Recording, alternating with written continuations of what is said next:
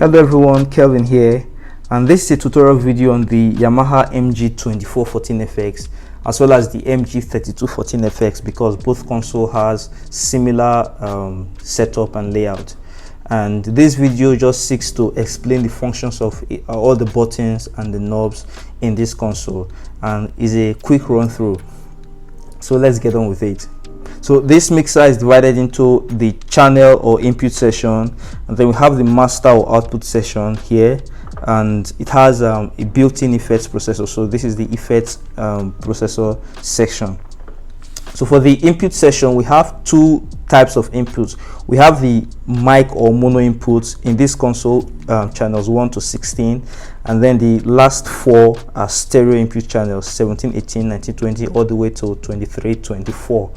On top of the channel strips is phantom power switches, 2 for this console and 3 for the MG32 14FX. Now the phantom power switches, when you switch it on, supplies 48-volt phantom power to 8 channels. So this first one supplies to channels 1 to 8 phantom power for condenser microphone, as well as active DI boxes that require phantom power.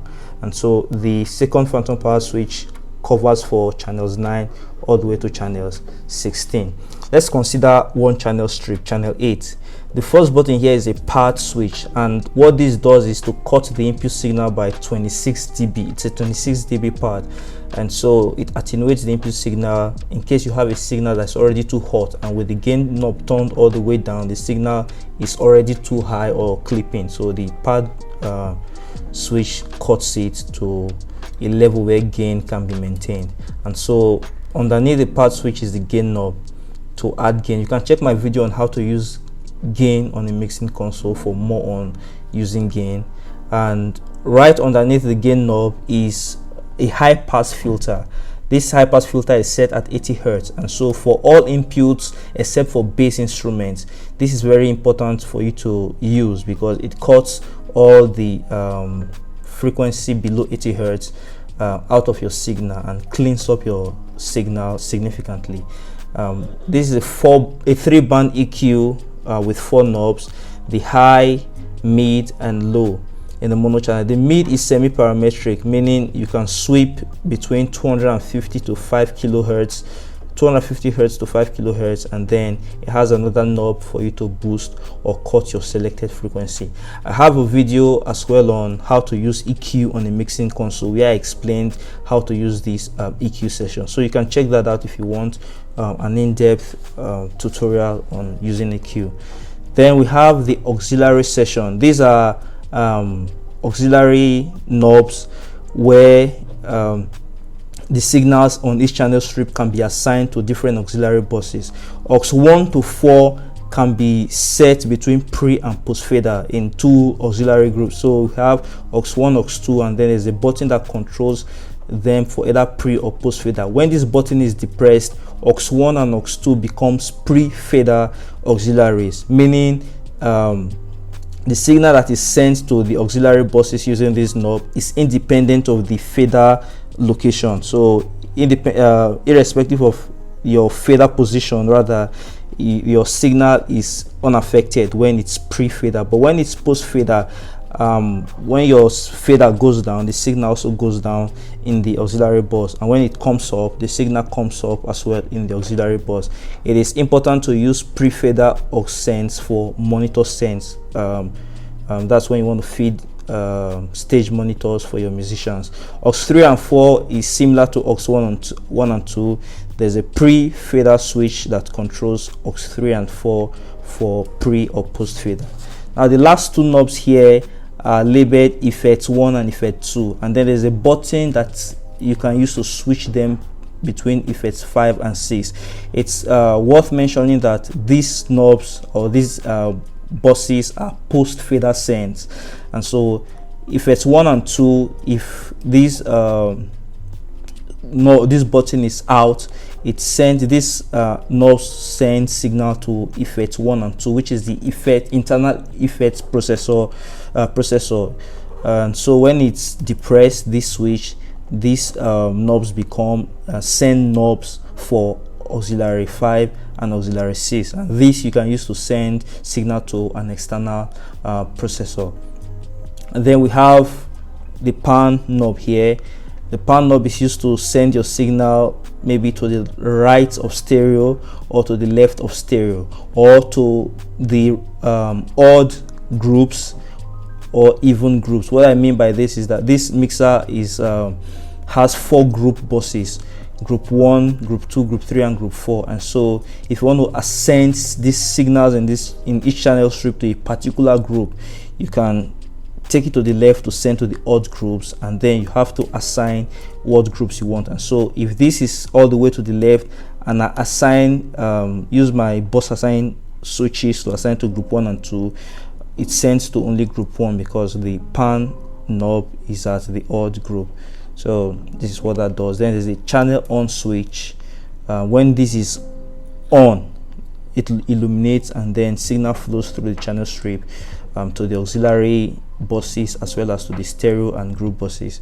And when it's off, no signal flows from the channel strip to the output buses. There's a PFL switch that also illuminates. PFL sends the signal in this channel to the headphones as well as to the PFL meter, for PFL AFL meter for monitoring. This is important in case you want to set gain or you want to monitor the signal in a particular channel strip. We have peak and signal indicator. When there is signal in the channel strip, this comes on and blinks in accordance with the signal that is in the channel strip. And when the signal is overloaded and the channel strip is overloaded, this peak indicator comes on. These are bus assigned switches. The first one is to assign the signal in this channel to groups 1 and 2, and the second one is for groups 3 and 4, and then the third one is to assign to the stereo master bus. And then there's a fader. This is the channel fader. Let's consider the stereo channel. The stereo channel and the mono channel have lots of similarities. I will just point out the differences. There are no pad and high pass filter switches on the stereo channel, just your gain knob. The stereo channel EQ is a 4-band EQ: high, mid, low, and low. It's not no parametric EQ. They all have set as frequencies, so you just boost and cut the frequencies at which they are set at. Same auxiliary and effects send knobs. The pan knobs in the stereo channel is labeled as balance, but does the exact same thing. We have the same channel switch, and fader and bus assign switches is the same for the stereo channel. Now let's check out the effects processor session and the stereo returns. We'll save the master session for last. This mixer comes equipped with 2 stereo returns. Stereo returns are basically used to send signals from, say, external effects processors back to the mixer, and so these knobs are used to patch the signals to different output buses. We have knobs for aux 1, 2, 3, and 4, and then for the stereo master bus. So you use these knobs to send the effects signal coming in, the wet signal coming in from the external effects processors to various output channels, output buses rather. And then there's a PFL button here because stereo returns are inputs to the mixer. So this is used to monitor the signal level as well as to listen to the wet signal via your headphones. And so we have the internal effects processor. They both have 16 effects programs built in, and this rotary control is used to select the effects program you want to use for each of the effects processors. There's a parameter knob here, and this parameter actually is used to tweak certain parts of the effects program. For example, if effects program 1 is selected, reverb hall, this parameter can be used to select the length of the reverb or the intensity of the reverb, or maybe for delays, for example, the tempo of the delay, the time for the delay. So it's worth experimenting with for various effects program to see what works for your venue. And then when we come down, these knobs, like the knobs in the stereo returns, are used to patch the signal from the internal effects processors to different auxiliary buses, auxiliaries 1 to 4, and then you can see that they're labeled as pre, so they are all pre-fader, because there is a fader here for sending the internal effects processor return to the stereo knobs. So these knobs are independent of these faders. So if for example, your musicians want to hear the effects that you've assigned to their signal in their monitor, you can use this to give them the level they require. And effect 16 in this second effects processor has a tap delay, and so this button is used to, when you select it, for example, effect 16, you see the tap LED is blinking. So depending on how much you tap, the LED actually blinks alongside. So it's very useful. The effects has on buttons like the channel buttons, channel on buttons. So PFL, bus assign switches. You can assign the effects returns, internal effects returns, to the group buses as well as to the stereo master. Now let's check out the master session. We have first of all the auxiliary master. These are the send master for the auxiliary and effects buses. We have the auxiliary master knob, the auxiliary 1 rather master knob. So all the signals that have been sent to auxiliary 1 from the channel strip, this is the master control for all of them, and then the same thing all the way to auxiliary 6, and then effects processor 1 and 2. So this is the master bus for the signals that have been sent to the internal effects processors 1 and 2. You have to set a master level for them before they get to the effects processors. And then there are AFL buttons. AFL is like PFL but for output buses, and so it sends the signal in the output bus directly to your headphones, as well as to the PFL AFL meters for monitoring. And so we have a 2-track input. This is an input used for, let's say, DVD players. It's a stereo input using unbalanced RCA connectors. And so this is a control. This is the only control it comes with, and there's a PFL. This signal goes directly to the stereo master, and this PFL button is used like other PFL in the channel strips to monitor the signal. There's a talkback microphone built in, and then this is the level for the talkback. This is necessary in case the sound engineer at the board, if he wants to communicate to maybe the musicians, he can depress this for the talkback to be patched to the auxiliary buses, or if he wants to talk to the main PA system, he can use this to patch the signal from the talkback mic to the stereo master bus. And then this is the volume control for the talkback microphone. Pretty impressive stuff.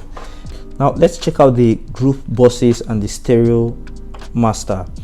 For the groups 1 to 4, we have faders for their master volume control, and then there are AFL switches here, and AFL switches basically do the same thing as the AFL switches on the auxiliary buses. So we have pan knobs as well as a switch labeled to stereo, to ST, on the group buses, and this is usually used to patch the signal sent to the group bus to the stereo bus. So for example, you want to group, let's say, vocals to groups 1 and 2. You will select in the channel strips, you assign the vocal channels, for example, channels, let's say 14, 15, 16. You assign them to, say, group 1 and 2, and then you won't assign them to the stereo. So when you, with the groups 1 and 2, you have master volume control for the grouped vocal signals, and so you assign them. This is where you now assign them to the stereo. So you have volume control at the channel strip, volume control at the group bus, and then final volume control at the master stereo bus. So pretty impressive stuff. And then if you want to assign group 1 to stereo left, group 2 to stereo right, the pan knobs are really useful for that as well. And so we have the stereo master knob. It's worth mentioning that the stereo signal, a copy of the stereo signal is present at the mono signal, a copy of the stereo signal is also present as the ST sub out. This is just a sub, another mix of the stereo mix that is controlled using a knob as opposed to a fader here. So what's here, the signal that is as the ST sub out, sorry, is the same thing as the signal at my stereo master bus here. That's the same signal you get at the record out. There's a an output connector using RCA labeled REC out. Same copy of the stereo signal. So this is the stereo master. We have AFL switch here as well. Now the mono bus, like I said before, is a copy of the stereo signal, stereo left and right summed together as a mono out. It has AFL button here as well. It can be used as a subwoofer output because it has a low pass filter built in. The low pass filter is sweepable between 80 Hz and 120 Hz, and so you can select your frequency here, your low pass frequency here, and use this switch to engage the low pass filter, and then this output can be used to send to the input of a subwoofer. Pretty impressive stuff. There is a headphone jack here and a knob for level control for your headphone out. So basically this is all there is to know about the Yamaha MG24 14FX and the MG32 14FX. If you have any questions, I'd appreciate that you leave a comment, and like, if you've gotten any value in this video, you can like and subscribe, and as well share this video. Other than that, I'm Kelvin. I'll see you in the next video. Bye for now.